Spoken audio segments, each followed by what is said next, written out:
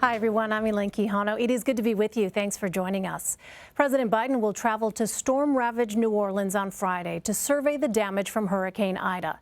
Several hard-hit communities in the Gulf Coast are struggling to get power, water, and fuel while dealing with near triple-digit heat. This afternoon, President Biden hosted Ukrainian President Volodymyr Zelenskyy at the White House.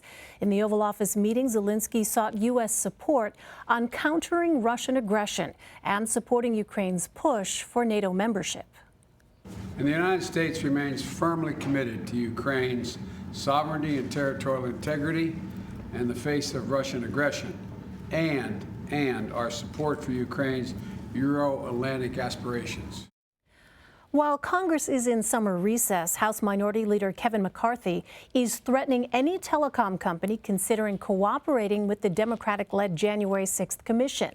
He said if Republicans win back the House and Senate in the midterms, they will not forget any firm forfeiting the information, adding that by doing so, they would, quote, put every American with a phone or computer in the crosshairs of a surveillance state run by Democrat politicians. It comes as the top House Republican is sharpening his attacks against the president over Afghanistan. Despite previously expressing support for the withdrawal, McCarthy is now criticizing the exit. On Tuesday afternoon, the State Department shed more light on its communication with American citizens remaining in Afghanistan. We've been at this point of 100 to 200 over the past couple days. You heard this from Secretary Blinken. You heard this from the president as well. But it is also true that over the past couple days, and in fact overnight, we have been in touch with everyone in that remaining 100 to 200. For more, let's bring in Nikole Killion, Catherine Herridge, Courtney Subramanian, and Oma Seddiq. Nikole is a CBS News congressional correspondent. Catherine is CBS News senior investigative correspondent. Courtney is White House correspondent for USA Today. And Oma is a politics reporter for Insider. Welcome. It's good to have you all. Courtney, let me start with you. President Biden's meeting with Ukraine's President Zelenskyy today has been a long time in the making. What are their shared priorities? Yeah, as you mentioned, this meeting has been, 2 years in the making. The Ukrainian president has been after this since 2019 when he took office, but instead found himself at the center of former President Donald Trump's first impeachment trial. So he, came in and laid out his agenda today. He's looking for increased military aid against Russian aggression on the country's eastern border, and for Biden to explicitly say that the U.S. supports Ukraine's bid for NATO membership. He did get the military aid. The White House announced ahead of the meeting that the U.S. is going to commit up to $60 million in new military aid. But on the question of whether Biden explicitly supports their NATO membership, he was the U.S. president was a little more vague.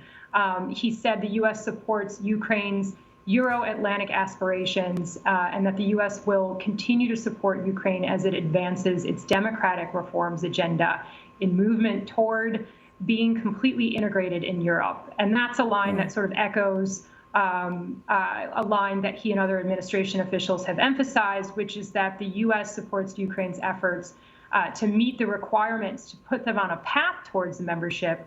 And chief among those requirements is anti-corruption efforts, which we heard Biden bring up today. He talked about when he led that role under the Obama administration. He recalled his own trip to Ukraine and said that he would like to visit there again. But this was also an opportunity for Biden to underline part of his reasoning for, leaving Afghanistan, which is to refocus the U.S. national security threats elsewhere, against adversaries like Russia. And also reinforce the idea that the U.S. is a reliable ally, a question that has certainly been raised in the wake of the hasty evacuations process in Kabul. But this was also a chance for the two leaders to clear the air and ease tensions over Biden's decision not to block the construction of the Nord Stream 2 pipeline, which would carry Russian oil directly to Germany and bypass Ukraine, depriving Ukraine of the billions in transit fees that it's currently, earning from pumping Russian gas, and giving Moscow more leverage over Eastern Europe.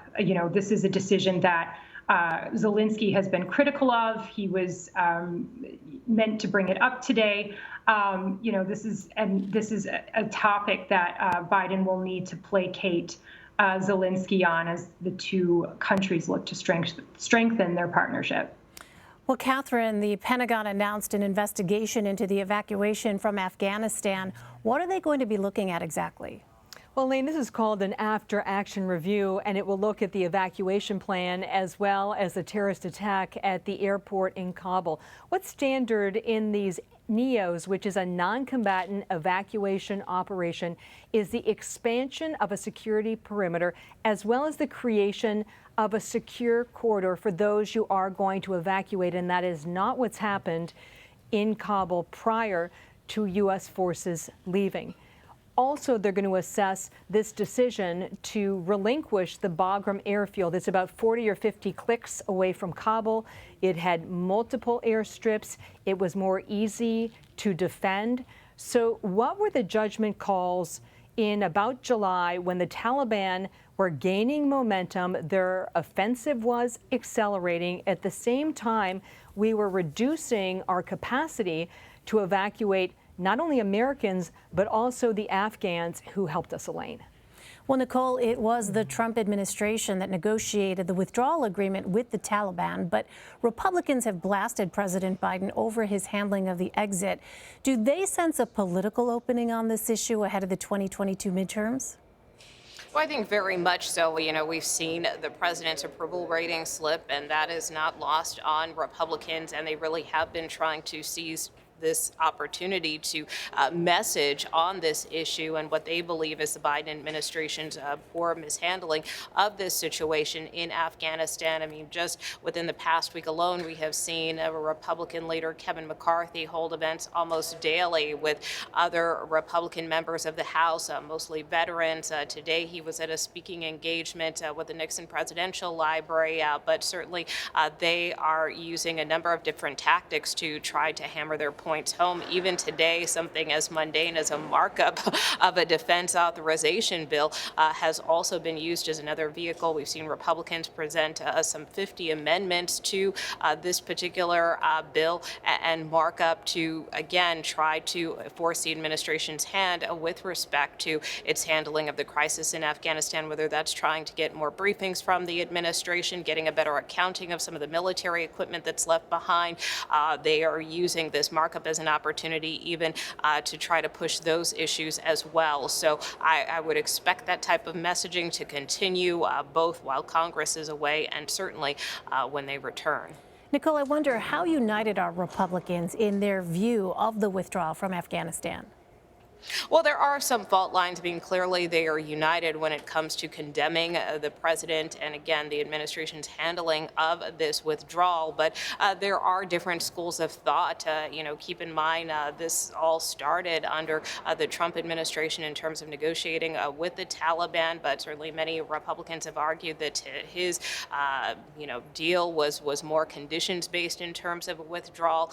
You also have this school of thought that perhaps, there should have been some type of residual force left behind. That was something that House Minority Leader Kevin McCarthy suggested initially, suggesting that we should have kept a hold of Bagram Air Base. We have heard, other lawmakers echo that, but then, McCarthy has since kind of reversed course on that, saying that, he kind of defers to the Pentagon and to what they think or thought was best in terms of this situation. There's also this issue of refugees where we have seen a split among Republicans, with some welcoming them here to this country and believing that we should do everything possible to help those who have helped us. And, many of these members' offices have been taking calls over the last couple of weeks, but then you have other GOP lawmakers who have raised concerns about, whether or not the vetting process is comprehensive enough and demanding answers there.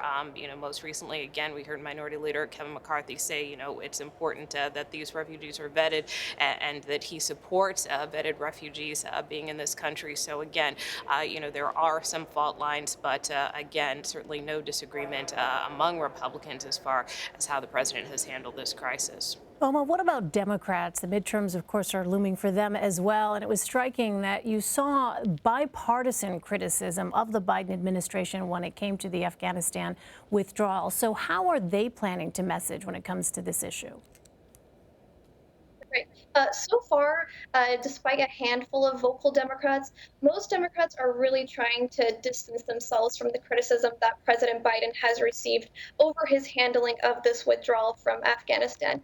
Instead, they're really focusing their attention on President Biden's decision to withdraw itself, arguing that most Americans were in support of it. President Biden himself, in a speech yesterday, defended his position to leave Afghanistan, and he really took credit as being the president to end the U.S.'s longest ever war after 20 years.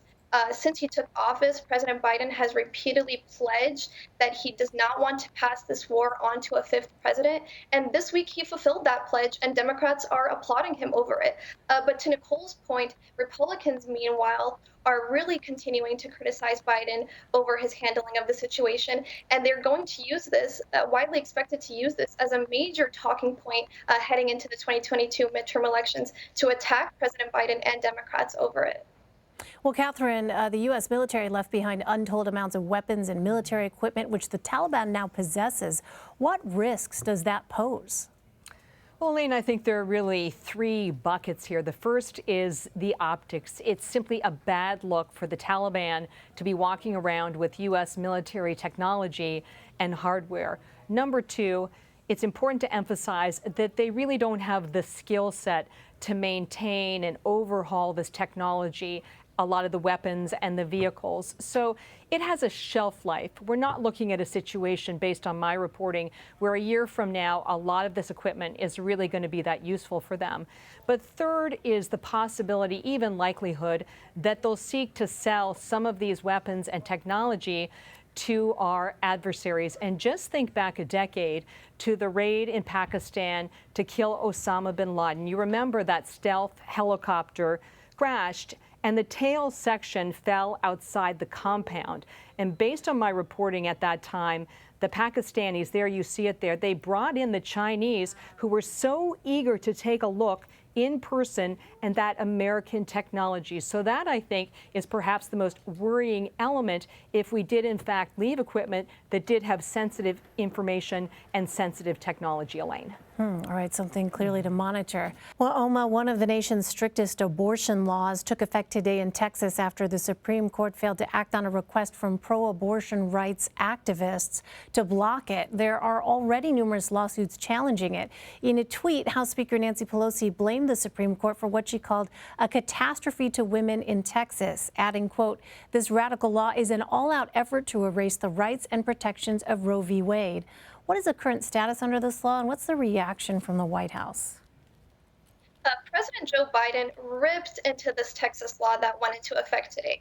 He called this ban on abortions after 6 weeks of pregnancy extreme and outrageous, and he said this law is a blatant violation of Roe v. Wade, which was the Supreme Court decision made nearly 50 years ago now that legalized abortion nationwide. Later in the day, White House Press Secretary Jen Psaki reiterated Biden's position, which is to codify this law, codify abortion, and that codify Roe v. Wade, and that essentially means that the White House wants to see Congress pass a law that legalizes abortion nationwide instead of just relying on the Supreme Court decision.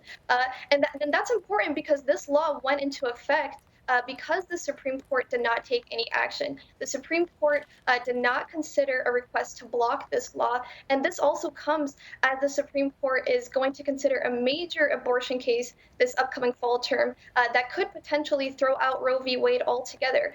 Currently, the law in Texas threatens access to abortion across the state, and we're likely to see similar laws in Republican-led state legislatures pass in the coming months.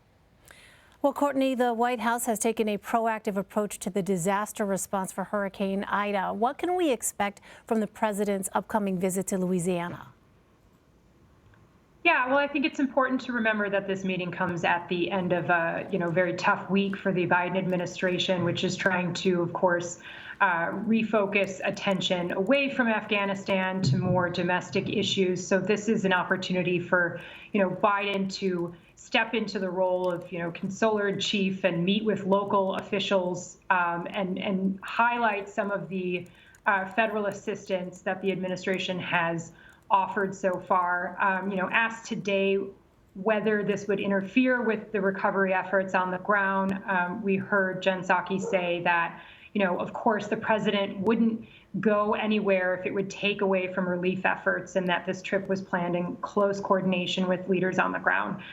He did meet virtually with Governor John Bel Edwards and Mississippi's Governor Tate Reeves earlier this week. He's had several conference calls with local officials to receive updates on this storm. And today we've seen the White House, highlight all, the FEMA assistance. There's 3,600 FEMA workers on the ground. The agency sent, tons of equipment in ahead of the storm and other supplies. So this is an opportunity for the president to sort of reclaim his role as that sort of steady hand and show, stability at a time when the administration has faced a lot of criticism for, their policies abroad in regards to Afghanistan. All right, Nikole Killion, Catherine Herridge, Courtney Subramanian, and Oma Seddiq, thank you all very much.